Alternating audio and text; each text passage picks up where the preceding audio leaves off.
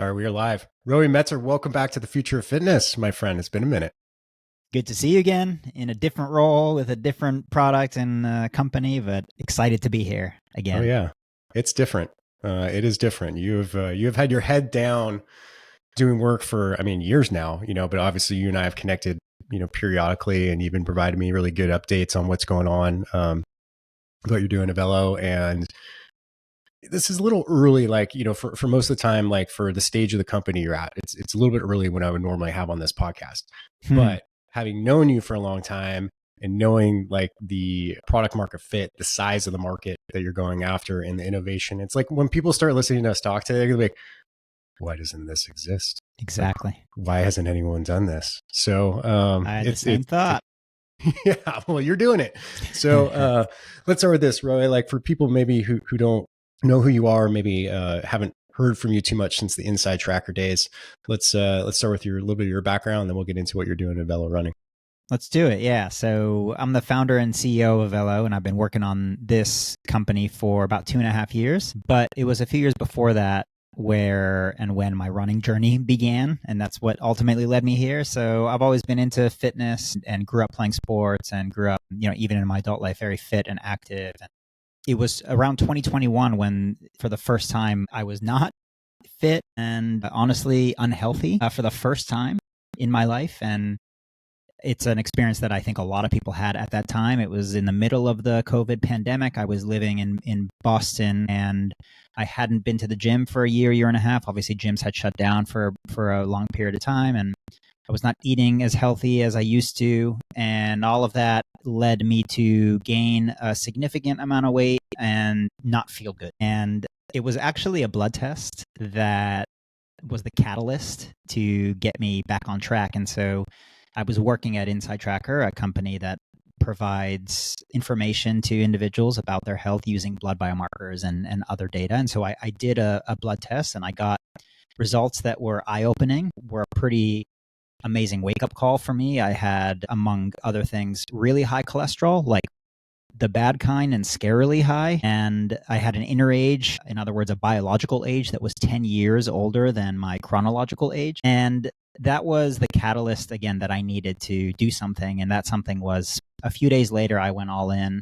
And I was like, this can't go on. And I signed up for my first marathon. I had run half marathons before then, but I needed a really big and ambitious goal to train for, to get me off the couch, so to speak. And so I started training that week. And 6 months later, I ran it, finished the race. The wheels came off around mile 20 or 21, which is pretty common, especially for your first marathon.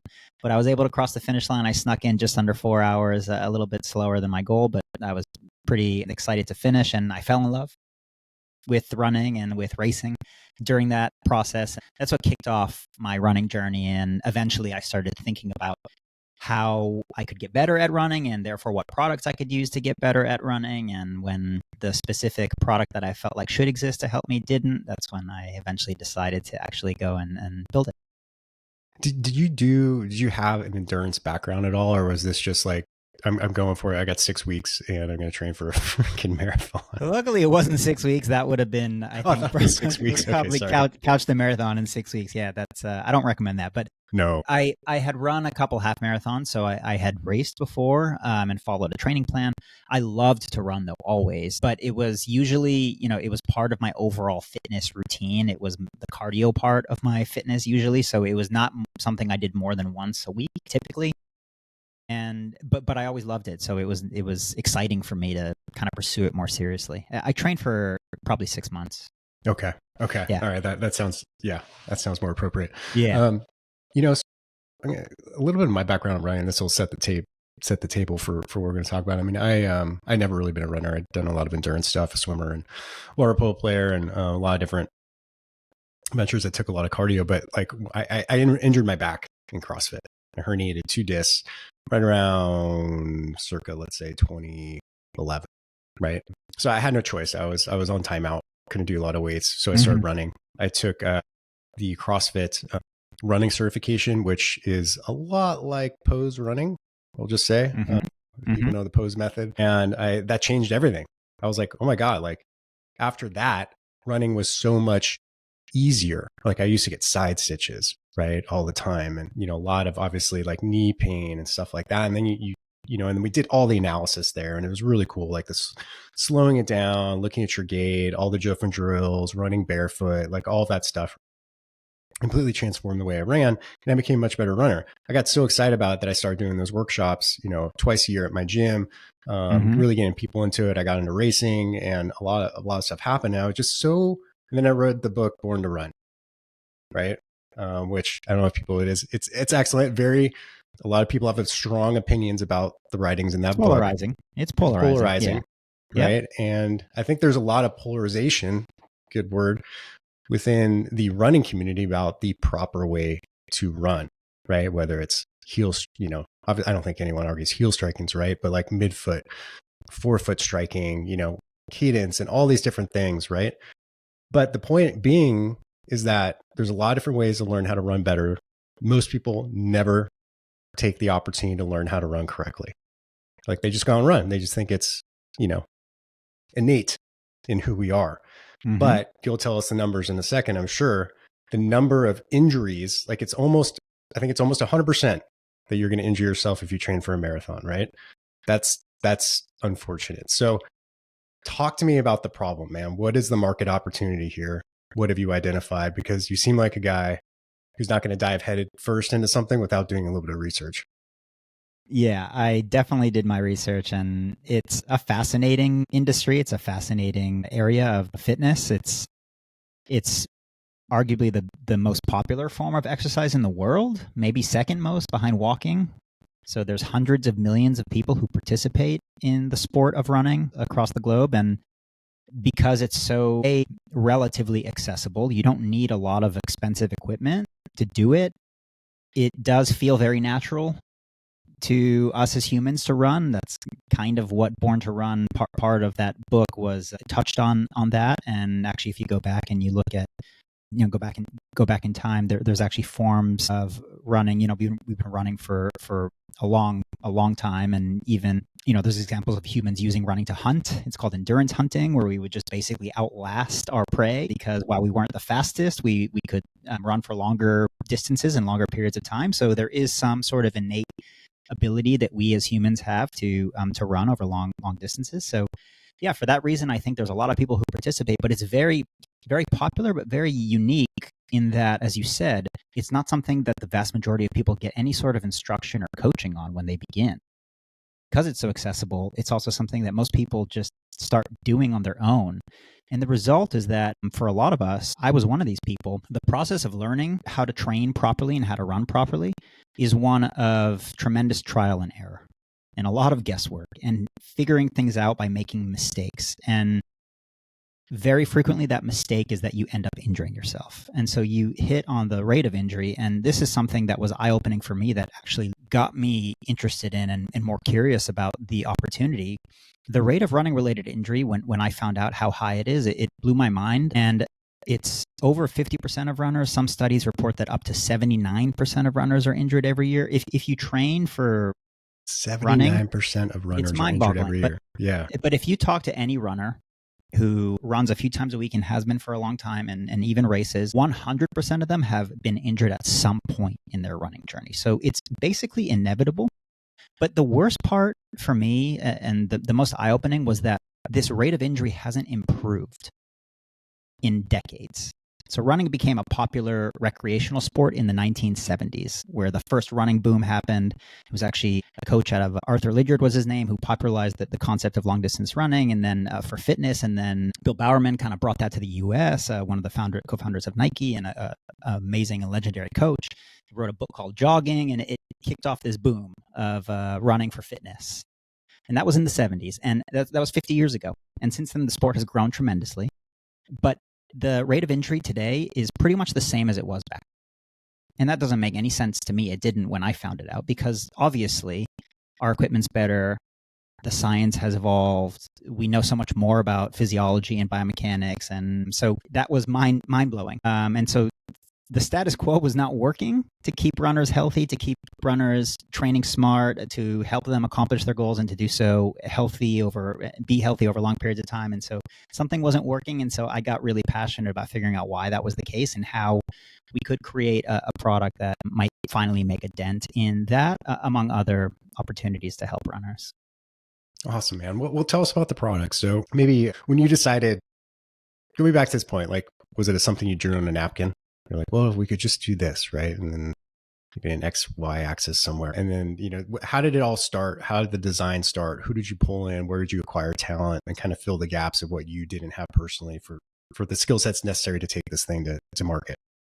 It started out of a personal passion for it. So it really started from and with me trying to gain knowledge about how to improve as a runner myself. And so I was working at Inside Tracker where it's a very science-based company, Inside Tracker, which I really respect about them. I respected it then and I still do. I think it's one of their superpowers. And so I went to research. I tried to read as best as I could physiology and biomechanics research to understand better how I might improve at running. It also led to, I would say, borderline obsession with footwear, because that's one of, as a runner, the most exciting piece of gear that you have. And so I was trying all the latest and greatest shoes. And so I started thinking about measuring data and thinking about shoes. And obviously I was in the kind of quantified self space at Inside Tracker. And so thinking about how we might better quantify our movement and forces that are acting on our body. And is there an opportunity to use that data, which really is not accessible to most of us, to most runners, to use that data to help us reduce our risk of injury, improve our performance. And eventually, as I got deeper and deeper and not just read research, but also I started by speaking with coaches and scientists, physiologists and biomechanists in the space to understand if there really was an opportunity here. And the answer was a resounding yes. And so that was really the conviction that I needed to build over the course of it. Probably took me 6 months. It started with, writing a very ugly pitch deck, just outlining again the opportunity, the potential solution, and running it by enough people who I felt knew enough about the space and the product and the problem to gain the conviction that I needed to say, okay, like there is something here. There's good reasons why it doesn't exist. In other words, the reasons why it doesn't exist, I believe, can be overcome. It's not because it's impossible. It's not because there isn't an opportunity. It's not because there isn't enough demand. It's technologically feasible. It's very challenging, but that's not reason enough to not pursue it. And so, eventually, after about 6 months of working on it nights and weekends, building a lot of conviction, I decided to work on it full time. And pretty quickly, I was able to assemble a team of scientists around us. So it really started with the science team, and I started with the science. That was really important to me, to build a science-based company. So I was lucky to get a couple of advisors on board pretty quickly, PhDs in biomechanics and exercise physiology, who were experts in this space, experts on running-related injury, on biomechanics, on performance. And then one of the big catalysts was getting introduced to my co-founder, Peter, who, my background is not in footwear, and his is in footwear and in spades. So he spent almost 3 decades at Nike, led footwear for Under Armour, led footwear for Columbia Sportswear. And when he joined a couple months pretty much after I started working on this full time, I'd say that things became a lot more real. So at what point was that when you got him on board? How long has it been since that happened? It's been over 2 years. So it was pretty much a couple months after I started working on this, which was maybe January 2023. By March or April, he was on. So tell me about the iterations of the product. How has it evolved to what you have now? I don't know if we mentioned earlier, but you have an active Kickstarter campaign right now, and it's going really well. Wow. It's going really well. So between that, the first kind of thing, right, and design to what you have now, walk us through that whole product iteration. It's been a 2.5-year journey. I mean, what we're creating it's ambitious, and it requires us to do a few things really well, each of which, in theory could be their own product or standalone product. So at the beginning, again, it was really just pulling in the right talent, that was the most important thing. And so it started with the scientists to outline, what is the opportunity, what data could we measure, how might we measure it? And then there was a decision and a lot of discussion around, okay, what's the best way to attack this problem? Can we do it just with software? Can you create an app that can provide something that's significantly better than what's out there to coach runners and help them reduce their injury risk, improve their performance?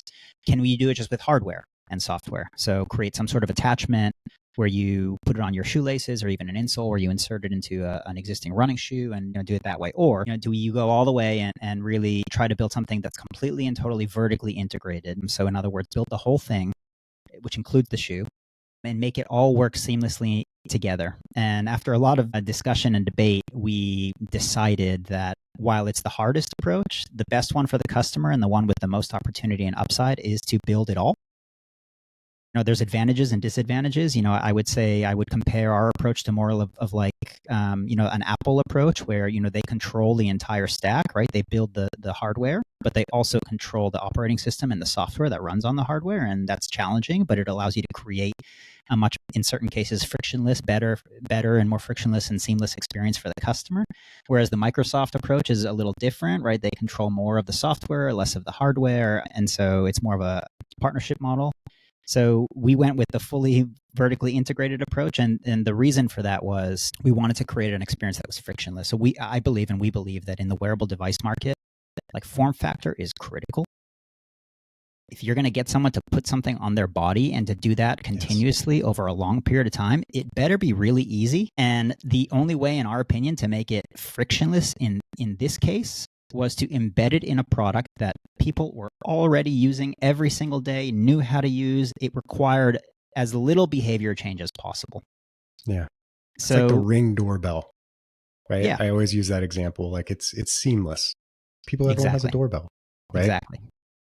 And the analogy that my co-founder uses all the time, Peter, you compare it to a smartwatch, which almost every runner is using today, or many non-runners, or a band or a ring, right? Where it's in a form factor that you're kind of used to and it's relatively low friction. Compare the amount of people who are using a wrist-based device or a ring to get heart rate and HRV data to the number of people who are going through the trouble of wearing a strap on their chest or wearing a band on their arm, right? There are some people who go through the trouble, but the number is significantly less than the people who just slap a watch on or put a ring on, because although the chest strap might be more accurate, it's there's a lot more friction there. And so it was a very similar philosophy here. And so the second that became the product, like, okay, well, now we got to assemble an exceptional team of footwear developers and designers, in addition to engineers that can build the hardware and, software engineers who can build and designers who can build an exceptional app experience. And so doing all of that is not easy. Yeah, I'm putting myself in your shoes as you're telling this, and you're probably like, oh, this is going to be really easy. Maybe we'll just do a little insert, right, into a shoe or something along, we just put it on your tight on your shoelace. And then you're like, if we want to do this right, this is way bigger. Having to build this whole team and go way deeper, like this is just pushing out the goalpost even farther. But I think it's the right thing to do, man. I really do. I think having something, I think about, I talked about this. I think it's Carve, which is in the skiing, right? I think it's just an insert. Yeah, people it's love a great it. product, yeah. Right? But everyone kind of knows, like, and I'm like, any insert never fits perfectly into a ski boot, right? There's always got to be some kind of cutting or customization, or just it affects everything. So if it's all, like you said, vertically integrated into the shoe itself, they don't even know it's there. Like a smartwatch, right? Like, the sensors on my smartwatch, I have no idea they're even there. They're just constantly surveying my watch. health. You were already wearing a watch. I was already wearing a watch. Yeah. Right. Yeah. And the software. So, that's, I don't know what's harder, the hardware or the software. You tell me. Oh man, I don't think I can answer that, because both are hard, but for different reasons, right? So the hardware is notoriously challenging. There's the cliche hardware is hard. Of course, it's true. Hardware is also, I would argue, maybe easier is not the right word, but it's more, you can monetize it better because there's a higher barrier to entry. But I think it's potentially easier to monetize. But then if you do it and you make it happen, it's much more defensible. It's much more differentiated. So that's the advantage of doing hardware. Of course, it requires more time. It requires more capital. So it's much more difficult, of course. So that's the drawback. Now, with software, it's much faster, much cheaper to build, especially today. Apps are a dime a dozen. You put an app on the App Store, iOS App Store, like you get lost in a sea of fitness and wellness apps. It's insane. And then creating great software, that's really, really hard. Really hard. Software that can, especially in this space where you're taking and you're measuring data, and you need to make that data intuitive, easy to understand for people, actionable, which is arguably the hardest part, which I think even today many wearables still are searching for the way to make it like really actionable. They've obviously gotten better. And also like have some emotion.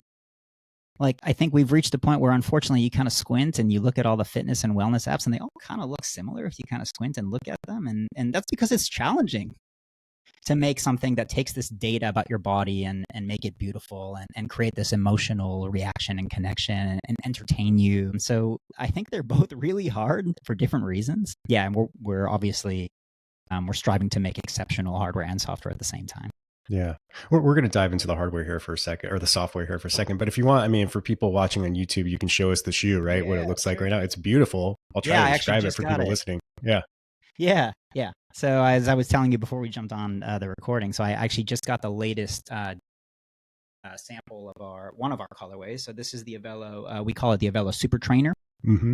So it's a hyper versatile and high performance running shoe. So a super trainer is one of the most popular and exciting categories of the running shoe market today. So if you follow the running shoe market at all, you may be familiar with what happened about 10 years ago where the Nike Vaporfly shoe came out, which was a racing shoe that combined incredibly lightweight and responsive foam with a carbon fiber plate that was sandwiched in the foam. And the groundbreaking finding was that this could improve running performance, technically running economy, it was called, by 4%. A little more or a little less, depending on the athlete. And since then, records have been shattered pretty much every year in running, and the technology has improved. But based on that core thesis of having these very light but also very bouncy foams which store and release a lot of the energy and force that you're driving into the shoe, so there's not a lot of force that's dissipated, it's stored, and then it's given back to you. And so you're able to, it's returning a lot of that energy, and so you're able to run more efficiently and much faster. But that technology has made it from the top end of the market, which is the racing shoes, into everyday running shoes. So shoes that people are using for just regular training. And so shoes are getting lighter, they're getting bouncier, they're getting faster, they're getting thicker, kind of going in the other direction of the book that Born to Run was suggesting that the running shoe market should go. So yeah, so we've created a really versatile, premium, and high performance super trainer, which is designed to be used on every run, basically. So you can use it on easy runs. It should be really comfortable for easy runs, but also responsive enough to go really fast and even race in it. So I'm pretty excited about how far we've come on the shoes. It's a beautiful, clean design. And that is something I've noticed over the years. I don't run anymore due to some reoccurring injuries, ironically, as we talk. But they've gotten thicker, right? Like when I was running my races, I was in, what is it? I can't remember that specific brand now, but it was very thin, right? And that's how I learned to run, because I thought it would teach me to run better. But now they're getting thicker. I mean, look at Hoka's. Jesus. Like that thing is like, it's a monster, right? And most people don't wear them to run. They just wear them around the house or to walk and stuff like that, right? But yeah, it's definitely expanded. I mean, how do you feel about that? I mean, being like, actually, let me take this back, because this is more of like a question. Like, are you a minimalist believer? Are you a zero drop? Like, do you believe in forefoot versus midfoot striking? Like, where do you sit in the belief system of running? So I spent a lot of time reading about this when I was first starting out, mostly because I was interested. And the reality is that we don't really have a definitive answer. Like, we don't have evidence, studies that support one over the other. We've tried, like there's been tons of research on running shoes, but none of them have conclusively shown that minimalist is better than maximalist or vice versa for injury prevention. So the general conclusion these days from people who I really respect is that at the end of the day, it's probably not the shoe that's going to stop you from getting hurt. In other words, the materials itself, the shoe, the shock absorption, like the most important thing is probably that the shoe is really high quality and comfortable, which is subjective. Like it needs to fit your foot. It needs to have enough cushioning. It needs to meet your preferences for drop. Like there is no better heel to toe drop, zero drop versus high drop.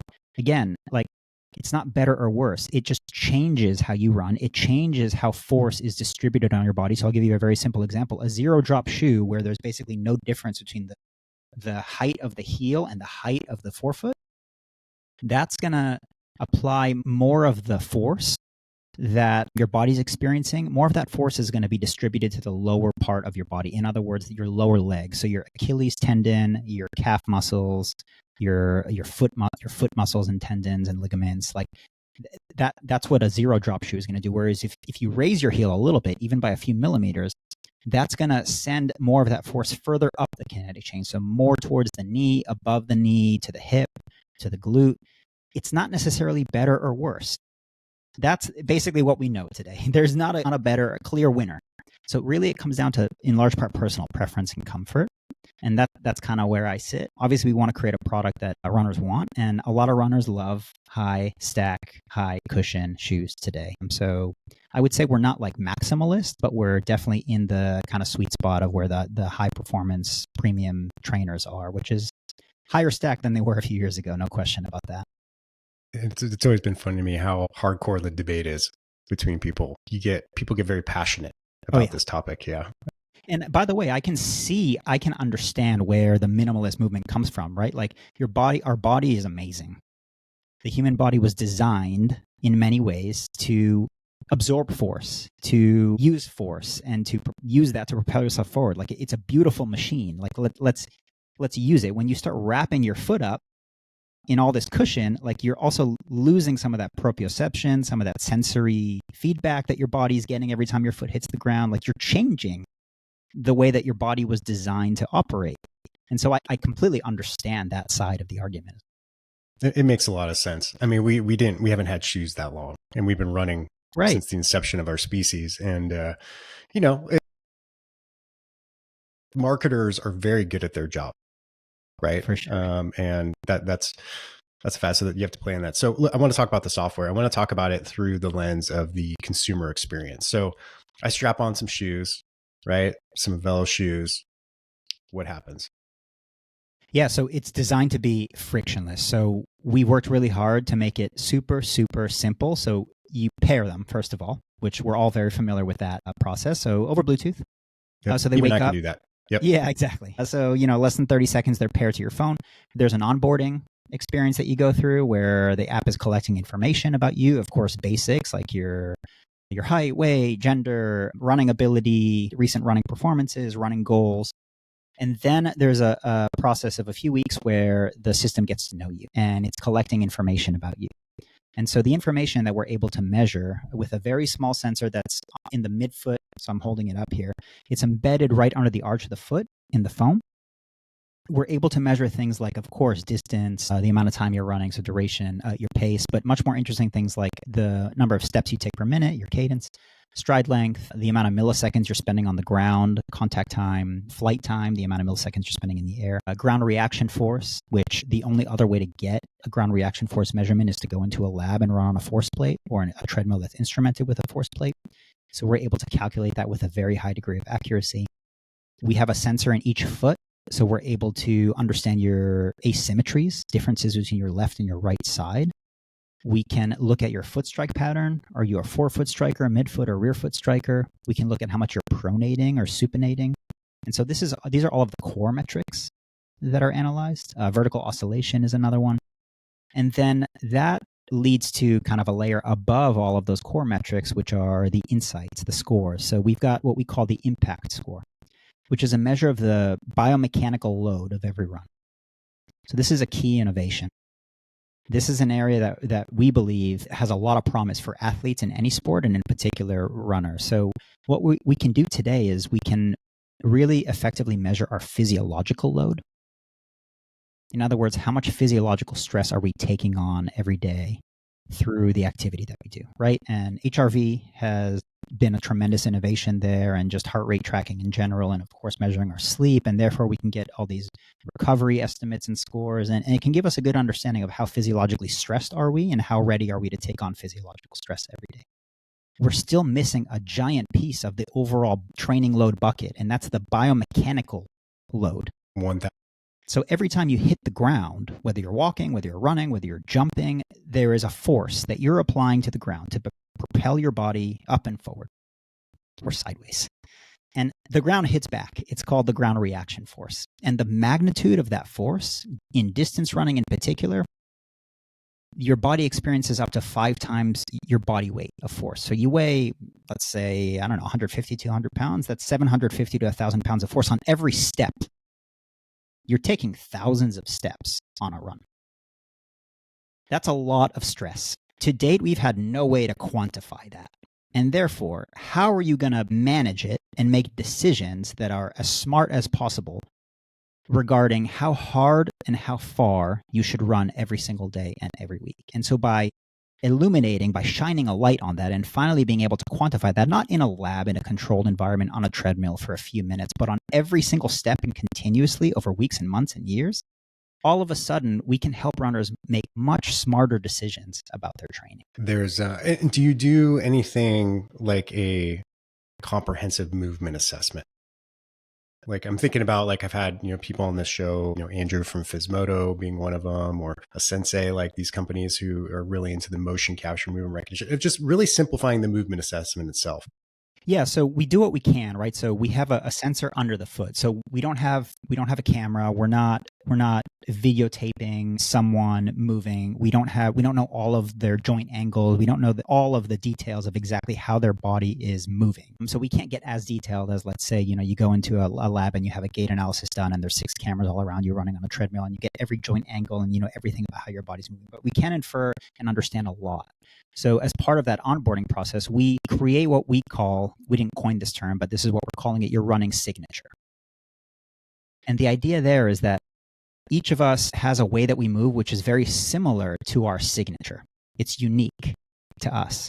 And this, going back to what you said earlier, there is not one correct or one single optimal way to move or to run.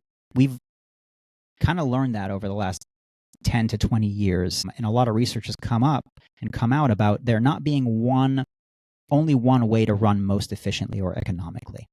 But each of us moves in ways that are unique to us, and it is tremendously valuable to understand your unique running signature, because there are implications on your performance, on your risk of injury, that the way you move has. So for example, if you're a forefoot striker, I'll go back to the example of how and where that force is distributed on your body. If you're hitting the ground with the front of your foot every time you land, you're sending a lot more of that force again to your calf, to your Achilles tendon, to your foot muscles. Like that's where the force is being distributed. Of course, there's force that's being globally distributed, but more of it is being sent there. And so that, for example, one simple example, puts you at greater risk for things like Achilles tendinopathy and tendinitis, one of the most common running-related injuries, plantar fasciitis. Yeah.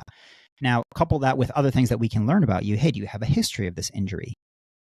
Are you a male that's over the age of 35? Do you frequently run up and down hill, right? Like these are all things that can increase your risk for these particular injuries in addition to your running form. But if we can make you aware of that, hey, this is how you move and this is the implications on your performance and also your risk of particular injuries, all of a sudden you can be much smarter. You can even be more proactive about it, right? So like there's ways to be proactive about things like Achilles tendinopathy and make sure that you're really strong and really loading that tendon frequently to get ahead of the fact that you might be at an increased risk for that injury, right? So we create your running signature and we educate you about what that means. That's part of the initial assessment. Awesome. And then do you pull in wearable data, sleep data? Like what other sources of data are you guys getting? Yeah, we connect with other wearables. So the core ones are the Apple Watch, Garmin, and Coros, and Strava. Those were in our surveys by far the most popular in the running market. And so we're primarily interested in a few things. So first of all, heart rate.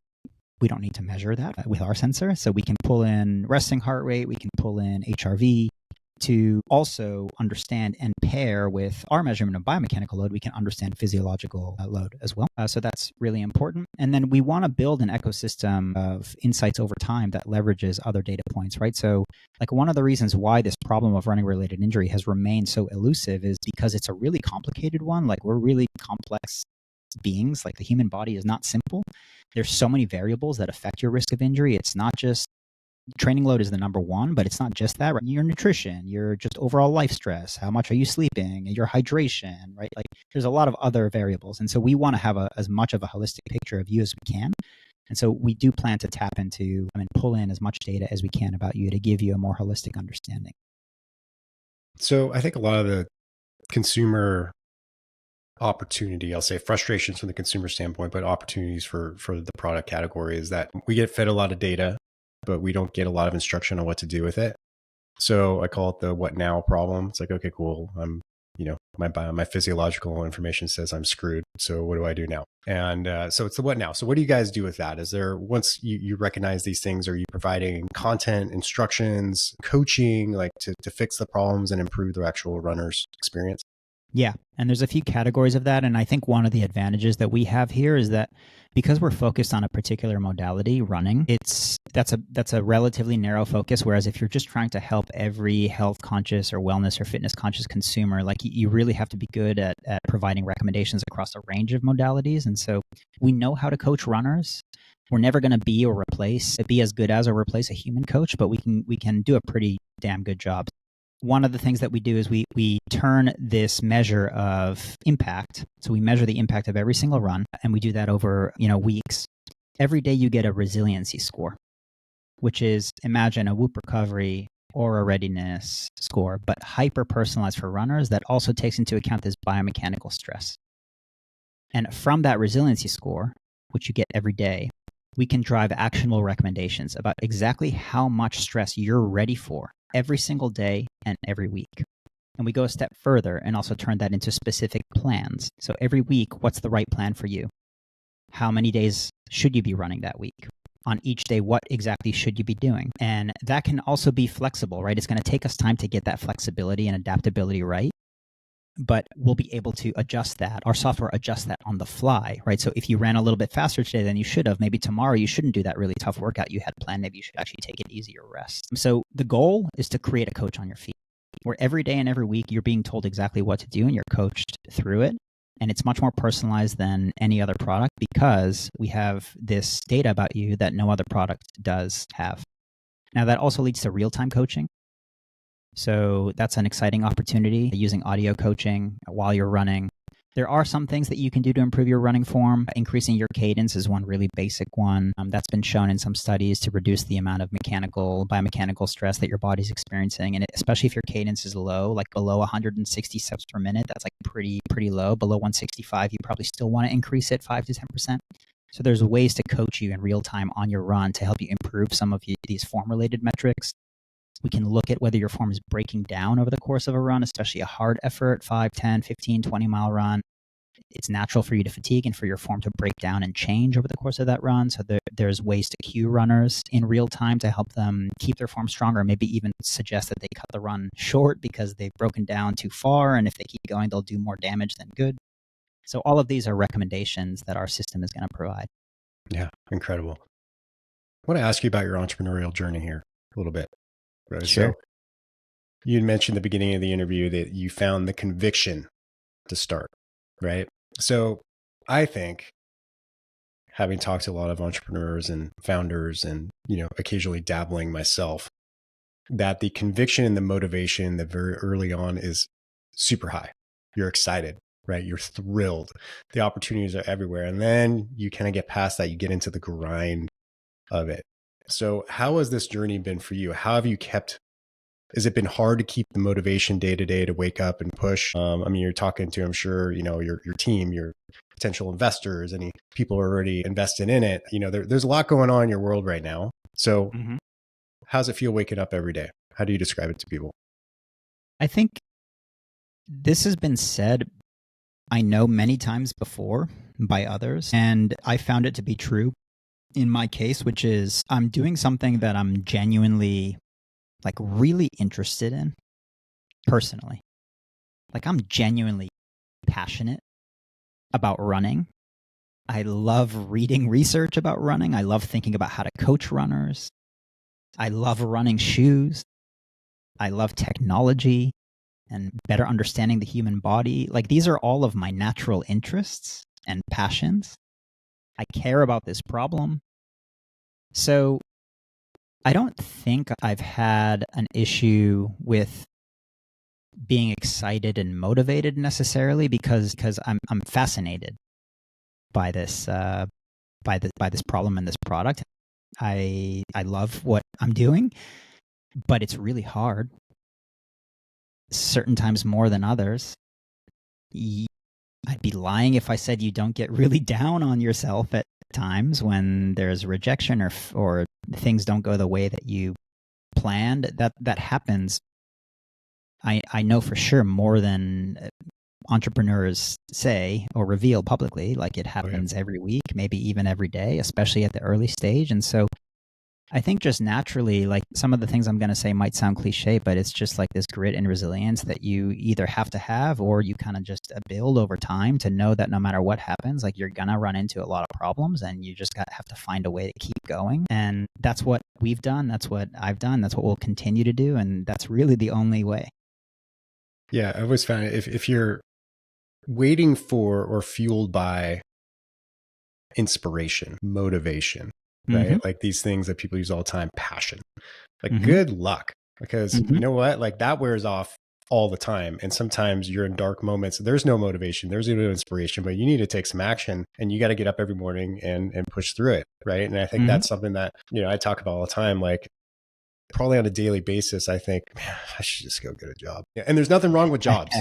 Like, I mean, I know a lot of very successful, happy people. I just seem to disqualify myself from being an exemptional employee in most settings. Like it would have to be the perfect job, right? For me. And so, and I know that's completely normal. Like everybody who does anything and they start their own business, or, you don't have to be, the difference between a business owner and entrepreneur is very, can be ambiguous, but someone who's going out and on their own, right? Like you got no boss.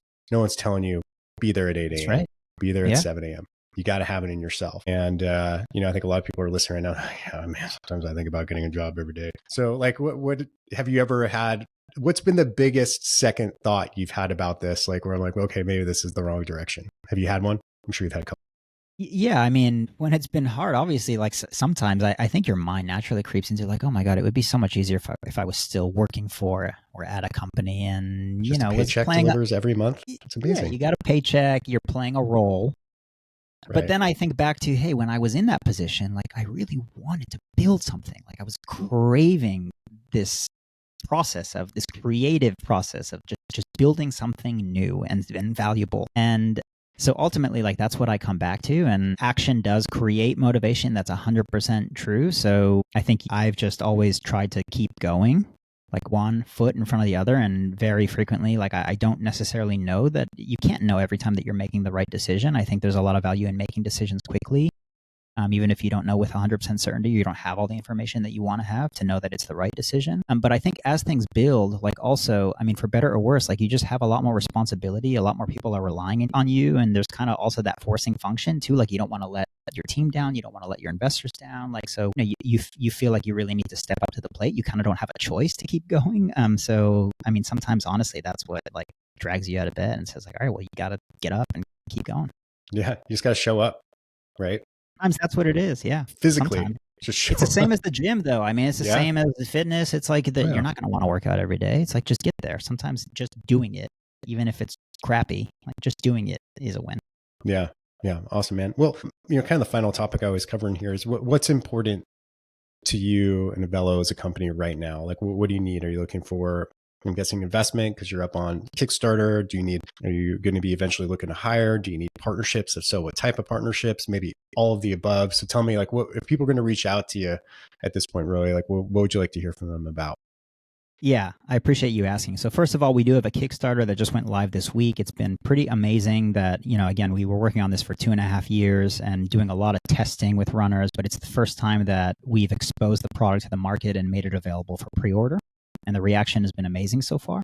If you're a runner and this sounds appealing and exciting to you, check out our Kickstarter. Obviously, that would be amazing. And you can go to our website, avelorunning.com, or just search for Avelo Running on Kickstarter and find it there. So that's one thing. Yeah, raising capital. Obviously, if there's investors that are excited about what we're doing, we're working on closing out a round right now. So yeah, if there's people listening that are excited, investors listening that are excited about what we're building and want to be a part of it, now would be the time to chat about that as well. Awesome. And there's going to be naturally a little bit of lag between our recording date and when this thing actually publishes. How the Kickstarter, I'm familiar with that. How long does that stay up for? Till mid-August, so August 20th. Okay. We'll have it out before that. Okay. Yeah. Awesome, man. Bro, if people want to get a hold of you, or where do you want them to go right now? So I'm on Instagram. I'm not super active there, but the best way is probably just to email me. So Royi at avelorunning.com. Awesome, man. Well, I've known you for a hot minute. We've had some good conversations. I think we first met in person at the first HFA conference post pandemic Yeah. in Miami. Yeah. And it's been really cool to watch your journey. And I think I credit you guys. Inside Tracker was the first paid sponsor I had for this show. I don't know if I told That's you guys awesome. that when I was doing it, Yeah. but Yeah. you were, and that was great. So eternally grateful for that. And yeah, man, it's really cool what you're doing. I'm very excited. I'm very optimistic about where you guys are going to go, and let us know how you can help.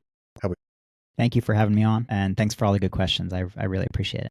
Yeah, my pleasure. Ladies and gentlemen, Royi Metser.